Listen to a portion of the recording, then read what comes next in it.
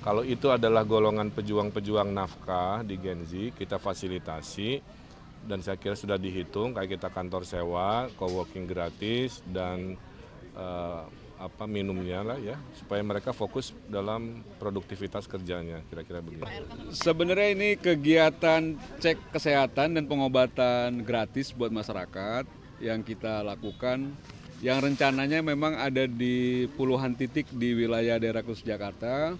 Nah, sekaligus juga meneguhkan dukungan kami ke Bang Ridwan Kamil dan Suswono, dan khususnya sekarang ini Bang Ridwan Kamil, gubernur kita hadir langsung ke kantor atau markas Rampai Nusantara, yang insya Allah nanti ke depannya Rampai Nusantara akan terus memberikan layanan masyarakat terutama di kesehatan ya, tentang pengobatan gratis.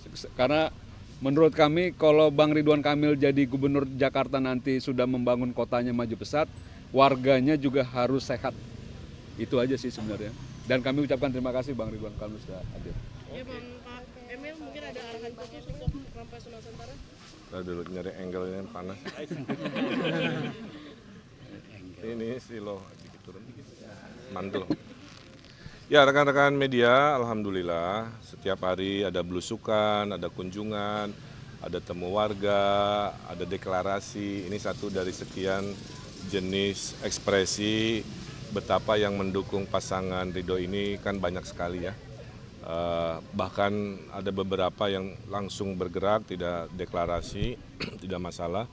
Nah, salah satunya adalah organisasi Rampai Nusantara yang secara nasional sudah besar untuk wilayah Jakarta memberikan dukungan. Bahkan Pak Mardiansyah menyampaikan pernah mendeklarasikan jauh-jauh sebelum saya berjodoh di Jakarta.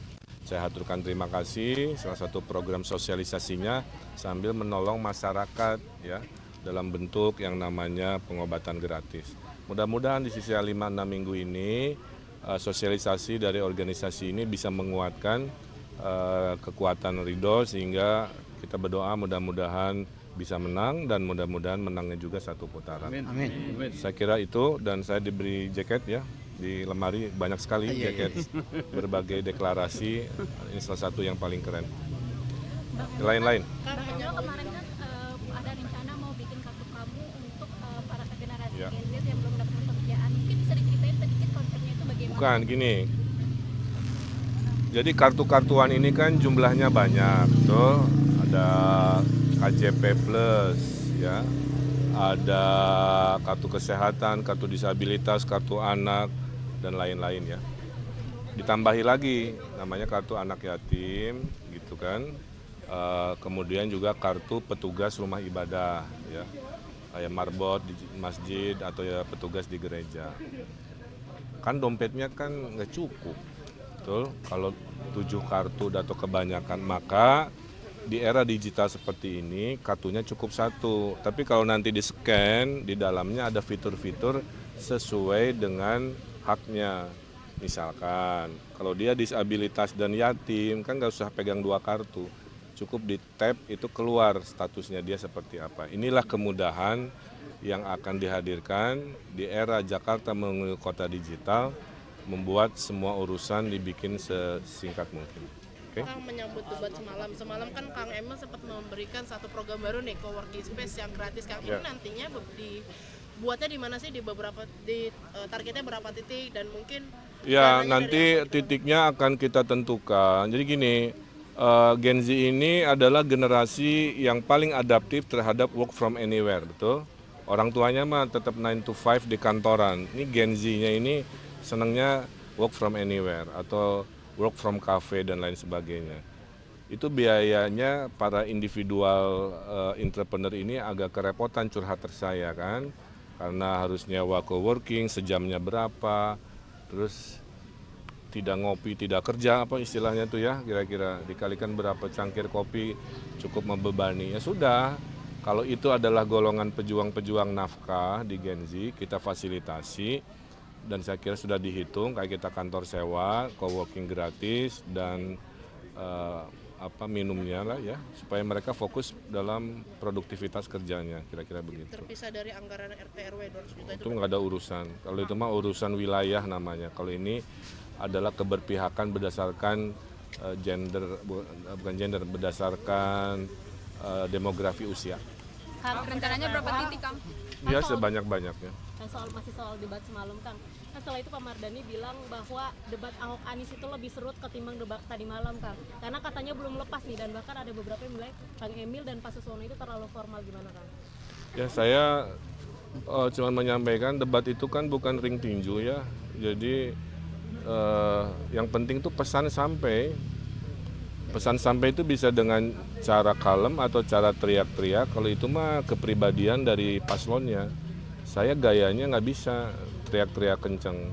Saya gayanya santai, bukan ganteng kalem, terarah, tenang, gitu kan. Tiba-tiba Ridwan Kamil berubah, polanya kan jadi aneh, kelihatan maksain kan. Jadi mohon maaf kalau dirasa ekspektasi bahwa debat itu harus penuh dengan drama-drama, ya mungkin bukan saatnya. Nah, saya kira udah terakhir ya. Saya mau klarifikasi satu hal. Ini tolong dikutip, jangan dipotong ya. Silahkan kalimat dari mulut saya ini ditulis di kayak gini.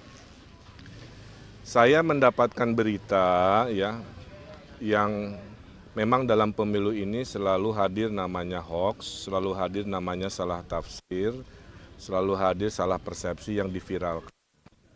Hanya gara-gara menyebut maghrib mengaji, seolah-olah ada deklarasi Jakarta hanya untuk satu agama. Itu ya, ada majalah Tempo mengutip itu.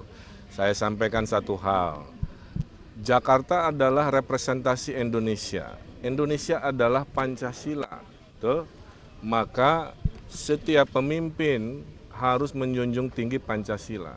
Dan nilai tertinggi kepemimpinan adalah adil untuk semua golongan. Tuh? Ya.